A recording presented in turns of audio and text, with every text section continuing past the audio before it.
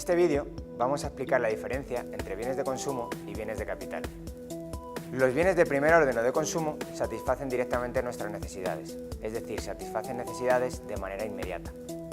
Los bienes de orden superior o de capital satisfacen nuestras necesidades solamente en la medida en que ayudan a fabricar bienes de primer orden.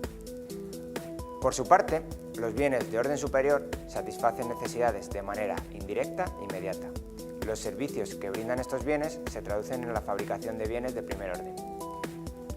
Solamente los bienes de primer orden son objeto de valoración directa por parte de los consumidores. La teoría de la utilidad subjetiva se aplica a este tipo de bienes. Solamente tienen valor aquellos bienes de primer orden que son útiles para la satisfacción de alguna necesidad de los consumidores. Se podría decir que los bienes de órdenes superiores o de capital son valorados objetivamente. Se valoran por su capacidad de producir bienes de órdenes inferiores.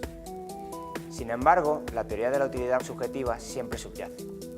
Aunque estos bienes no son directamente evaluados por los consumidores, sino que son valorados por los capitalistas en base a su valor objetivo o fundamental, es en realidad una estimación del valor y la cantidad de bienes de primer orden que son capaces de producir. En definitiva, solamente tienen valor aquellos bienes de orden superior que ayudan a producir bienes de primer orden que satisfacen necesidades de consumidores. Por lo tanto, la teoría de la utilidad subjetiva siempre subyace.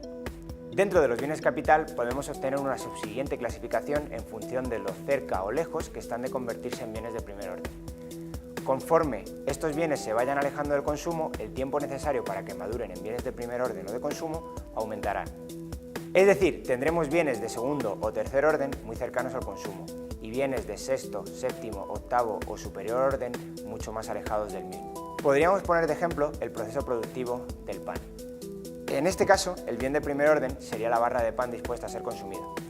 Su valor viene de su capacidad de saciar el hambre de los consumidores. Los bienes de segundo orden en este proceso productivo podrían ser el trigo, la harina, la levadura o el agua. Un bien de tercer orden podría ser el horno del panadero. Bienes de cuarto orden podrían ser el acero del que está hecho el propio horno del panadero.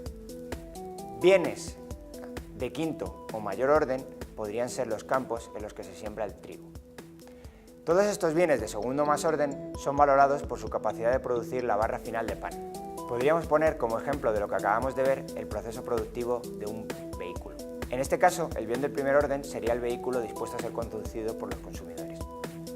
Los bienes de segundo orden podría ser el plástico o el acero del que está hecho el vehículo. Un bien de tercer orden podría ser perfectamente la fábrica en la que se montan los diferentes componentes del vehículo.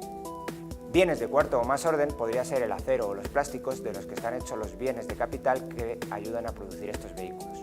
Bienes de sexto o más orden podría ser el trabajo del diseñador que en su día diseñó el